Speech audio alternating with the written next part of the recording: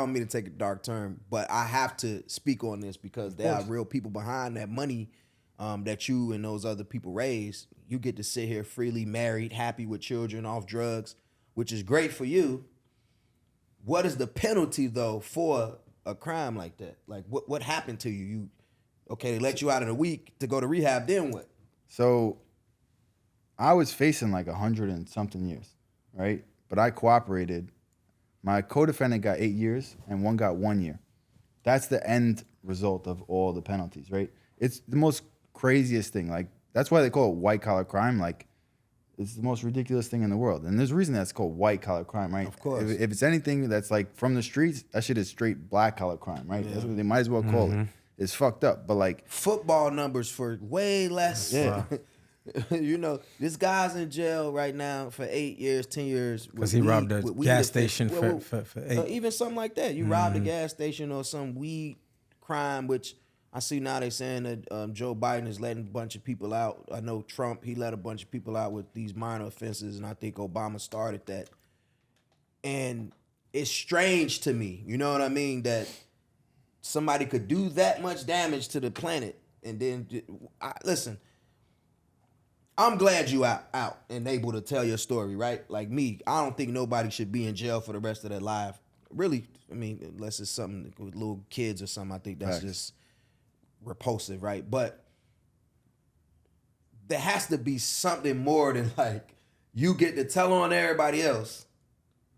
And they like, all right, he told, thanks, this guy get 8 years, he'll be out in 6. You know, good what do they call it when you do good behavior? Good behavior. You get out and probation, maybe even sooner. The guy who get a year, he's been out. He probably started another crypto company. You know what I mean? It's like, how is this even? What's happening with the because you're getting what is it, the district attorney is making this deal with you? What's happening with the FBI and what are they saying to you to get your sentencing not to be as high or harsh? I want to like get into that conversation because I think it's important for people to know, like, how you dealt with, you know, how you dealt But you're with still in the system, right? Like what's going on right now? I'm still on probation today. Okay. For how long? Yeah. 3 years. I'm done in April 2025. Well, how much jail time did you actually do? Like a week. No way. Y'all hear this?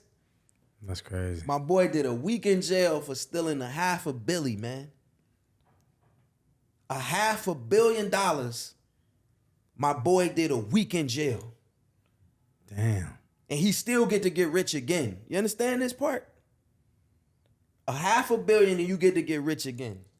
It's a fucked up world, It's man. a I don't make the rules, right? I don't make the rules. You don't make like the rules. Jordan Belfort, same shit. He did 2 years, and you know he had made whatever he made.